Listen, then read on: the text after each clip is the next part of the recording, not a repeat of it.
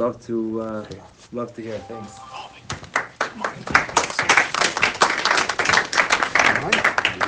Okay. Yeah, it doesn't matter. Alright, good evening. My name is Volvi. I'm grateful to be recovering sexologist. Volvi! Very good to be here. Haven't been at a meeting in a nice while. Due to COVID, prison shut down their meetings, so if it sounds awkward, that's why. Alright? Start off, I want to ask God to help me speak because it's His message that I want to give over.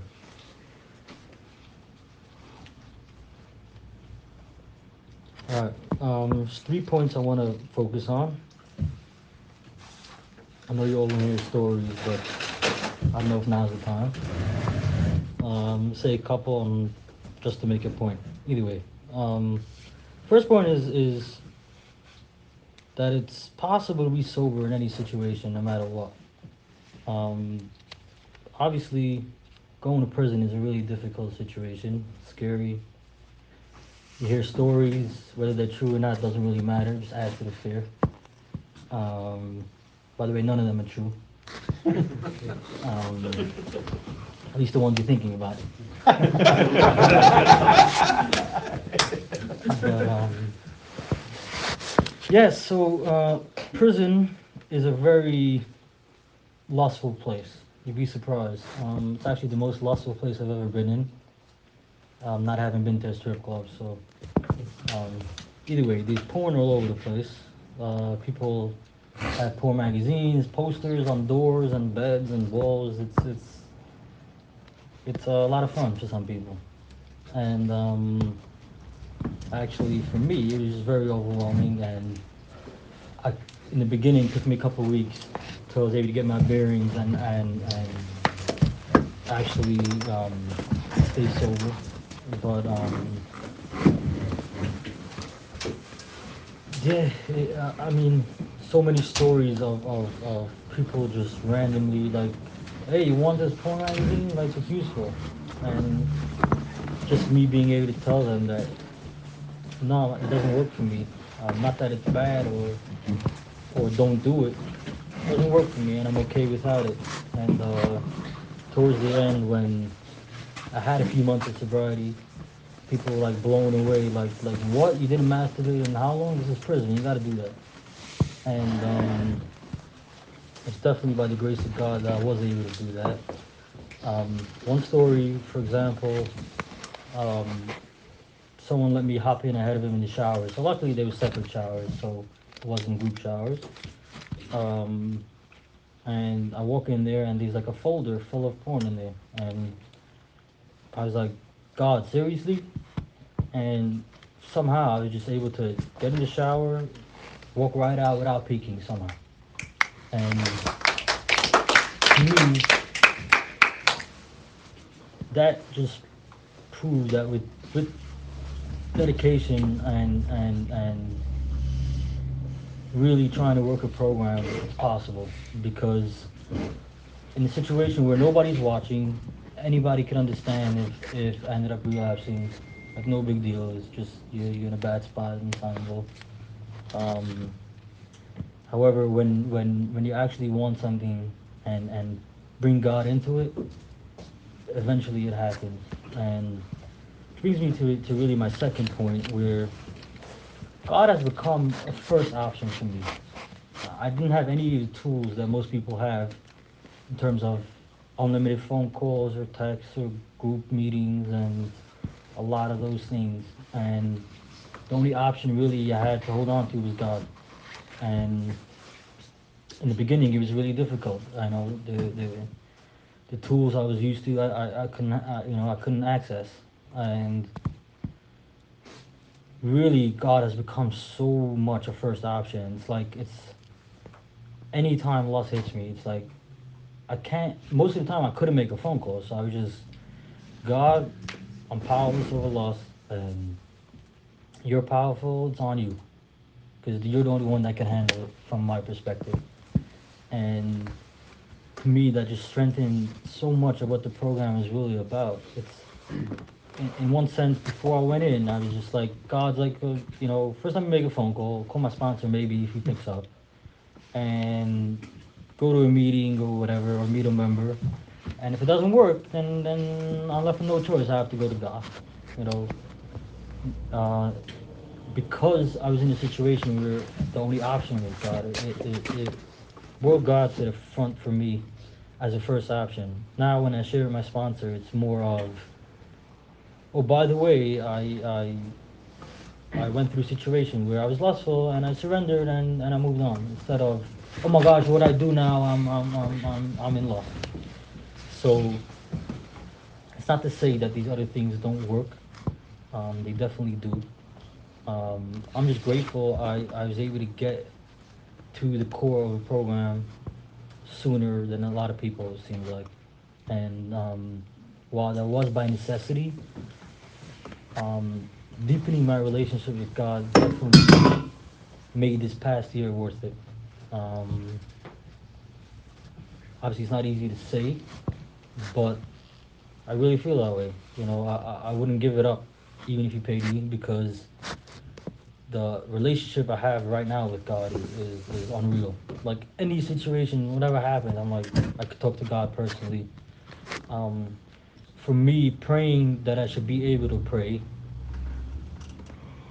brought me closer to God than actual prayer, even though that is prayer.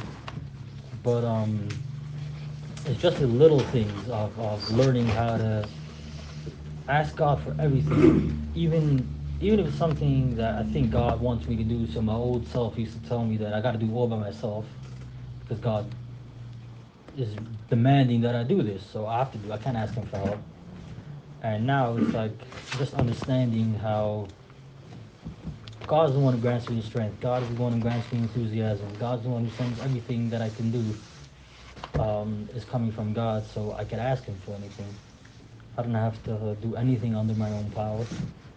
Um, Honestly, I'd rather be powerless than powerful in some aspects, because God does a better job than me. Um, there's many times throughout the year where I actually thank God for hardships, because if I would have done it, it would have been even worse. So when seemingly hard situations come up, it's like, okay, sometimes I get actually like excited. Let me see how God's gonna work this one out, and it enables me to just, okay, let me first validate what I'm going through, but afterwards, right afterwards, it's just turning to God and saying like, all right, do your thing, and it's it's unbelievable how I was the only guy in prison with a smiling mugshot that I saw, at least.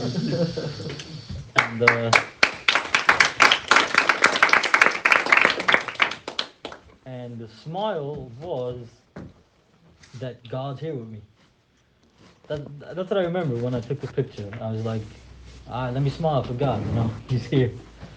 And it was just very cool, the whole experience. And um, really, like, just first of all, being the only person in program there definitely really reinforced, like, me and God were buddies, sort of, like we've been through shit together. And it's really awesome, like, just being able to bring God in such a personal level. And really, honestly, he's the one being I spoke to more than anybody else. Phone calls are limited, even though don't tell that to Mo, because he'll be mad at me. But yeah, it's just I'm really grateful that this happened, because I have something that most people don't have. And being young enough and having such a life ahead of me with God is really cool. I mean, like, you can focus on, like, there's so many hardships ahead and whatever, but at the end of the day, like,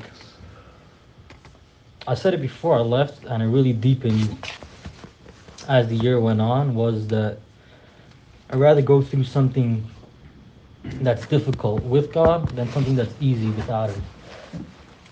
Because to me, actually, the biggest pain that I go through is when I don't feel I could connect to God. It just makes everything feel like hell. And it's getting better in terms of just understanding that God's still there, even though I can't feel Him necessarily. Um, but that's really the truth for me. And last point really is that I used to think gratitude is something that you do because there's positive and negative in your life, so you might as well choose the positive to focus on the positive because otherwise you'd be miserable. Um, it worked for a little bit, but sometimes I'm like, F that, like I'm not interested right now, the pain's too strong or whatever. So for me, gratitude became so much more than that. It became, you hear these stories where a guy's in a car accident and nothing really happened, but he went to the hospital and they took an MRI and turns out he has a cancer that was curable just because he went in at this time. And like when I hear those stories, I'm like, why do I need the cancer? Why do I need the accident for? Just don't do both. Don't do me the favor and give me the accident to find the cancer, right? So the only way I was able to understand that and kind of apply it here was that for whatever reason why you have to go through things, I don't know. When something's painful for me, it really the response is I don't know why. If it's someone else, I tell them, I'm here for you, I love you, and that's it. Just rationalizing it is to me it becomes very insensitive because what do you really know? What I'm saying? Even though everyone goes through pain, everyone understands, but no one wants to hear that when someone's father dies. Oh, my father also died, by the way. Like who cares? My father died right now, not yours. So it's a lot about just I'm here for you, and that's it, and there's nothing else to be said. So in the same aspect of when you go through something painful, I don't know why, but what's helpful is when God shows me something random, seemingly random happens, and he shows his presence to me. He's like, okay, you go, whatever reason you have to go through this, I want to show you that I'm really here for you, even through it. And therefore, gratitude for me became it's really it's really it's really God showing me how if God really wanted to screw me, He could have done it 10 times worse. So the fact that He's in my life and He's giving me good things helps me see that the rest of what's going on, even if it's seemingly hard and bad and whatever you want to call it, is also really ultimately good, even though I can't see it right now. And that's what I'm grateful for. It's not just the little things and let me focus on that. It's God has a plan, and the whole plan is good, not just 10% of it, not just 2% of it. The whole entire thing is, because to me, God is all or nothing. There's no middle way. Um, yeah, that's what I got. Thanks for letting me share.